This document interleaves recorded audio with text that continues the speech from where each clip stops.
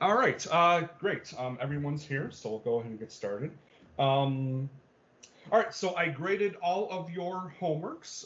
You were able to, of course, I did it on the iPad. Were you able to see all my markings and everything? Just making sure everything. Okay, great. That everything went through. Um, I typically don't go over homeworks in class like after you get them back. That said, if you have a question about something, I'm more than happy to answer it for you. So either email me or we can set up a video call to go over your homework, whatever the case may be. Um, However, there were a couple things I did want to mention. First off is that um, with the analysis example, so it was the Haydn string quartet example in A major. Okay. About half of you analyzed that in the relative minor, so F sharp minor. And I think it had a lot to do with the fact that the piece itself was titled String Quartet in F sharp minor. Okay.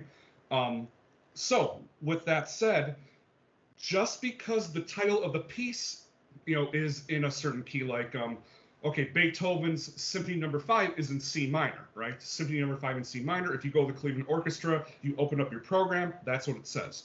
However, um, other movements of a sonata or a symphony, which is essentially a sonata for orchestra, tend to be in other keys, in different keys. So, for example, the second movement of Beethoven 5 is in not C minor, but A flat major. So, and this is the second movement of the string quartet. So you can't assume that it's automatically in whatever key the title of the piece is in.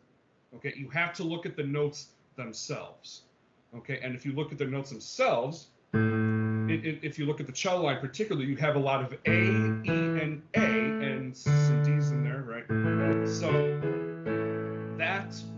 that would be A major and not F sharp minor. Okay, does everyone understand what I mean? Okay, so always check the notes themselves. Okay. Um, Now, if it's a question of two relative keys, then say A major or F sharp minor, which one it's in? What are some things you can? Of course, you can listen to the piece, which is the best thing to do. But even just looking at the notes, what kinds of things do you want to look for?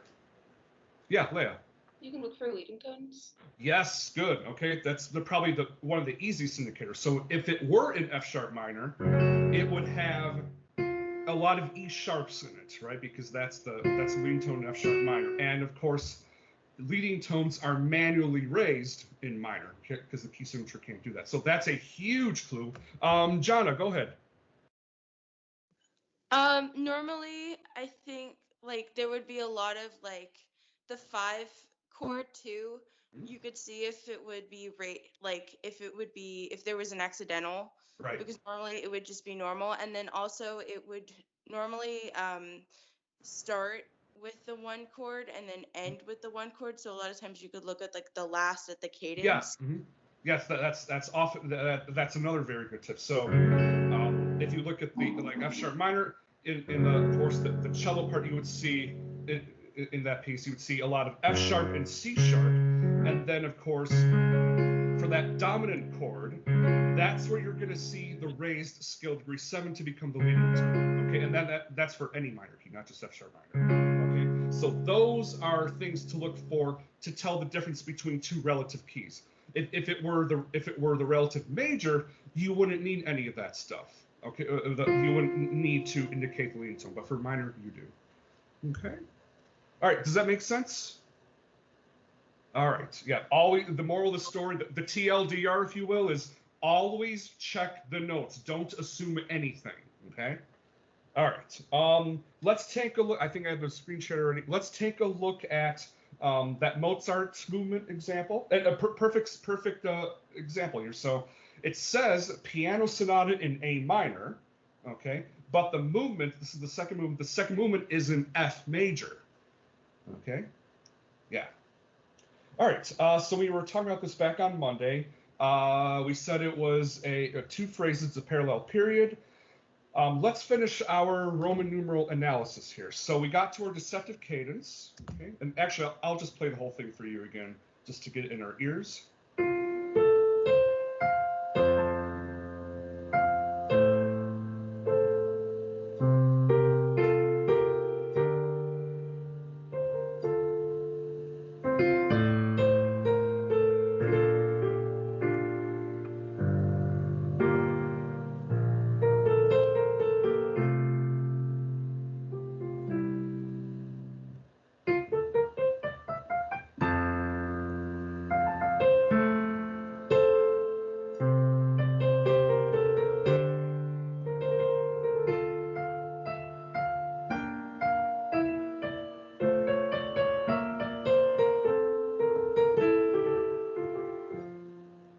Nice little piece there.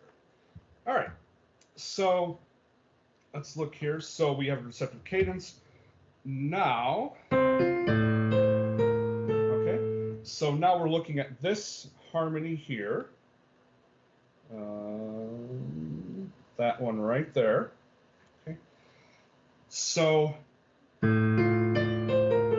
would like to give me that harmony? And remember, you have to suss out the non-chord tones. You have to sort those out.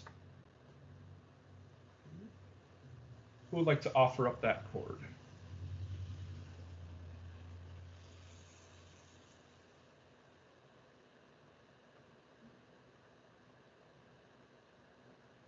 Yeah, go ahead, Joyce.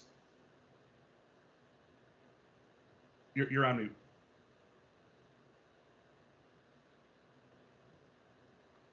You're 646. a 6 what? 64. Okay, 664. Okay, so we have A, and then going from the bass up, A, F, and then D on that right on beat 3. Okay, that does look like a 664. Okay, now we need to ask ourselves, if we have this, what is this 6/4 chord doing? It has to do something. It can't just exist by itself. Remember, it has to either be cadential, it has to be passing, or neighboring. You can't just remember that you can't just have a random 6/4 chord planted in the middle of something. So we have to ask ourselves, what is this chord doing? What's its function? And if it's not one of those three, it's probably the harmony is probably something else. So this isn't cadential, okay? It's not a passing 6/4. It's not something like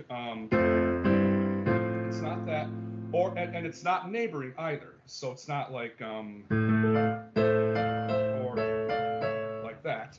Okay, so this is actually something else a little bit different. So what I'm going to do is I'm going to play this again.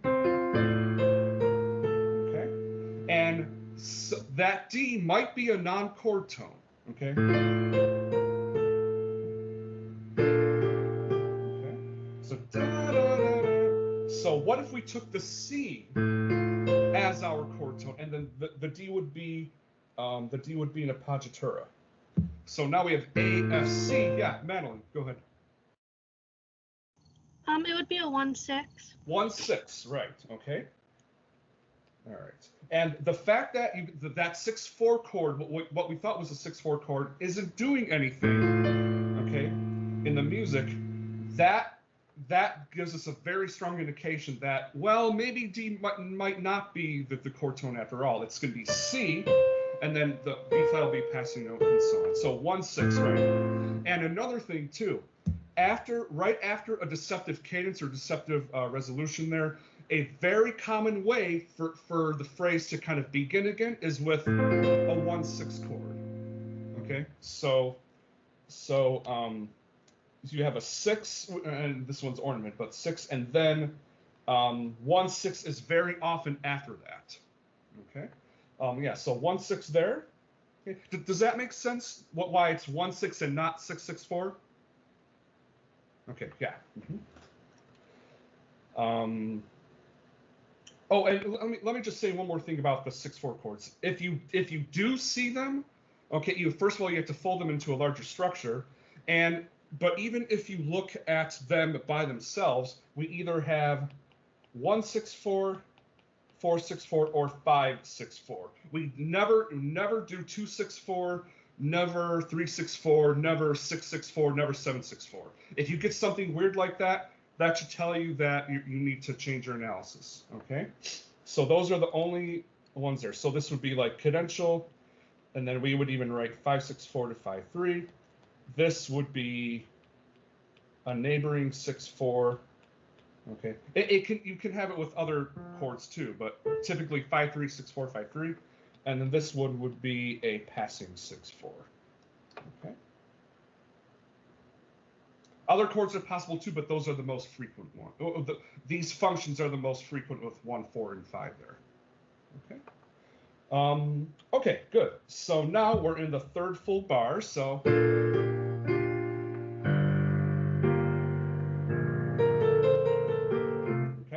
So this, now we have B flat, D, and F. Which is our non-chord tone here? Is it, or which is the real chord tone? Is it A or is it G? Because those are going to give us two different chords depending on which one we pick. Yeah, Jana. Could it possibly be G because G is repeated, so it kind of reinforces the tone? Yeah, so it's accented agogically, so we all know what an agogic accent is. An accent of duration, if you want. Yeah, so, and then da, da, da, da, da. So that A in that previous part with the 1/6 chord, that is going down to G, like that, okay? And then da, so da, da, da, a little bit of a suspension, okay? All right. So A is the non-chord tone, okay?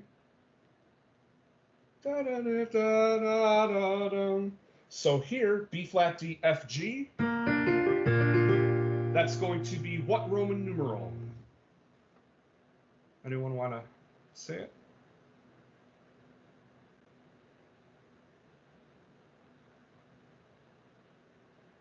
Johnny, go ahead. A minor 2. Okay, so minor 2, but then we have 4 distinct notes. It's the 7th chord, right? B flat D F G. So it is 2.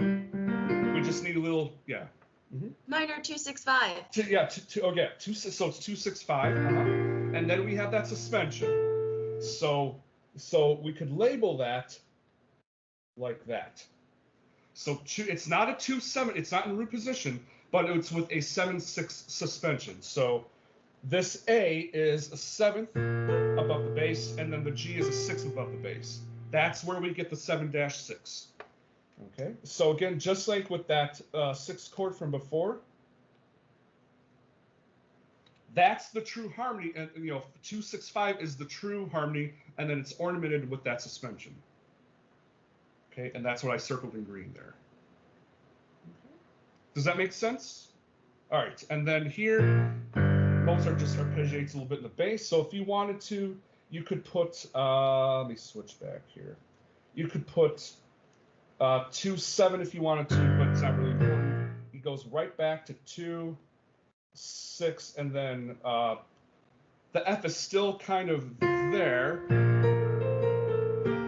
So that's why I put the 5 in parentheses. So it's either or. That one's a little bit flexible. Yeah. Okay. So really, okay, we have our predominant there, and then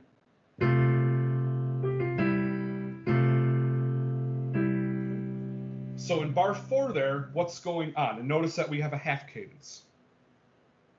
So what Roman numeral would we put there? Somebody who haven't I heard from today? Caroline, how about you? Bar 4. Bar 4. I had a 4 chord there, but if it's a half cadence, wouldn't it be 5-6? Well, here. So this is kind of one thing. So C, A, F, and then we have the 30. You can ignore the 32nd notes because they're just decoration. Okay. What does that chord sound like? Does it sound like a 4 chord? No, it's a 5. It's a 5. Yeah. So and what type of 5? It's not just this, but it's that. Yeah, Jana. Is it a cadential 6/4? Yes, cadential 6/4. So A is 6 above the bass, F is 4 above the bass.